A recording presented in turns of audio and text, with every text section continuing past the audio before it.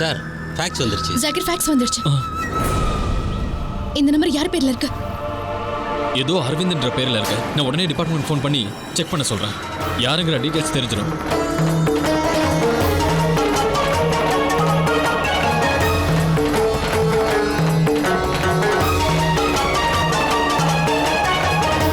என்னாச்சு? இவர் உனக்கு தெரியுமா? சித்தி என்னாச்சு? இவரோட டீடைல்ஸ் செக் பண்ண தேவையில்ல. என்ன பேசுற? இவர் பேர்ல இவர் என்னோட அப்பா ஜாகிர். வாட்? அவர் இப்ப இந்த உலகத்திலேயே இல்ல. இது எல்லாமே இந்த ராஜ்குமாரோட வேலைங்கிறதுல சந்தேகமே இல்ல. எங்க அப்பா பேரை இந்த விஷயத்துல பயன்படுத்தி என்கிட்ட ஓப்பனா சேலஞ்ச் பண்ணிருக்கான் ஜாகிர். என்னோட அப்பா சில வருஷங்களுக்கு முன்னாடி ஒரு பாம்பு பிளாஸ்ட்ல இறந்துட்டாரு. அப்படின்னா ராஜ்குமார் ஏதோ ஒரு பெரிய பிளான்ல இருக்கான். நீ ரொம்ப சந்தோஷப்படாத ராஜ்குமார். உன் திட்டத்தை நான் அவ்வளோ சீக்கிரம் நிறைவேற விட மாட்டேன். சந்தியா, இந்த சிம் கார்டு அவன் எங்க போய் முதல்ல வாங்கினானோ அந்த கடையை போய் முதல்ல கண்டுபிடிப்போம். வா.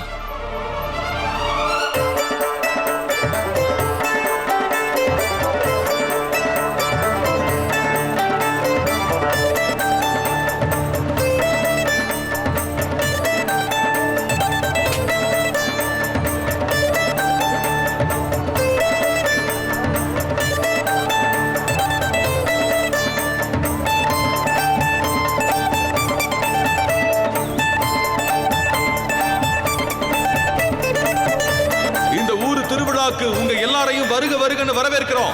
இந்த திருவிழாவிற்கு நகைகள் போட்டு வந்திருக்கிற பெண்கள், குழந்தைகளை கூட்டிட்டு வந்திருக்கவங்க, இங்க பாருங்க மாமா, நான் உங்களுக்கு ஒரு முக்கியமான விஷயத்தை காட்டியாகணும். கேட்டுக்கிறோம்.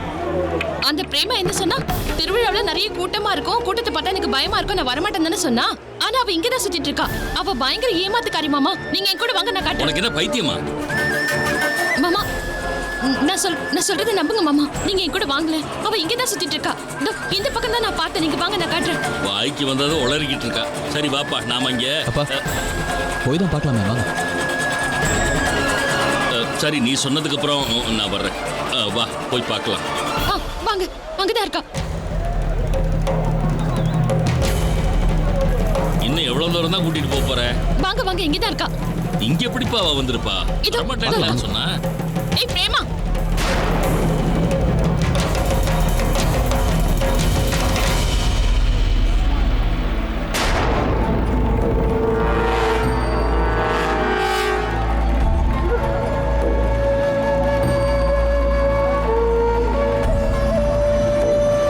இவ பிரேமாவா?